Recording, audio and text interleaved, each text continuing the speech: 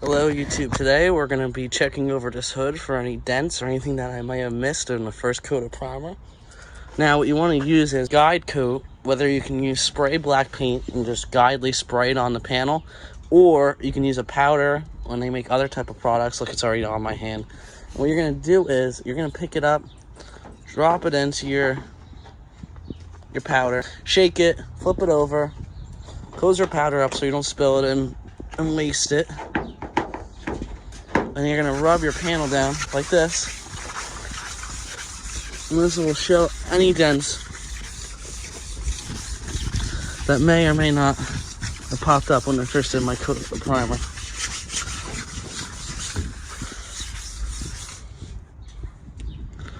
Like right here, you can already feel it. Now, after you apply your guide coat, I want you to check over your panel. You're going to see a lot of little things. Like right here, you can tell that there's a high spot. I'm going to hammer that down. You're going to see a lot of little dents. If you do have any, this panel is from '64. It's the original hood. I do expect that I'm going to have to do some more work to it.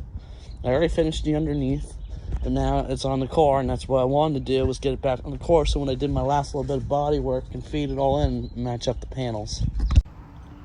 Alright guys, get your shaping hammers out. What you're going to want to do is work the area around your actual dent or raise in your panel. Because if you notice, it's usually more than just that dimple. Because when you do your filler, you don't want to feel a little rise and just have one area flat again. Because then you're going to have like a wave and you don't want that. Just slight little taps. Keep checking. You never want to do more damage than you're actually taking out. Because right now I'm trying to just remove that high.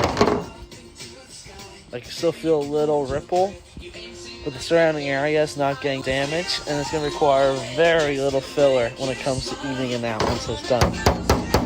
If not, you know, I might get away with just using a glaze, which is still a type of filler, but it's like after you're done with primer, it's very thin.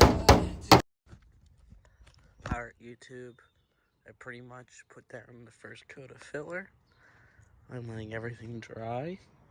It's been about an hour and a half since I applied it. Yes, you can sand it like almost instantly if you want to, but it's going to clog your sandpaper, and I'm not in a rush right now. This filler I want to actually dry for a little bit longer because I want to get in there a little bit aggressively with the orbital sander to knock it down. And the worst part is when you put it on and it's still curing, even though the outside can be hand sanded, you can actually rip off some of the filler with the orbital sander. So I'd rather have it sit there for an extra amount of time.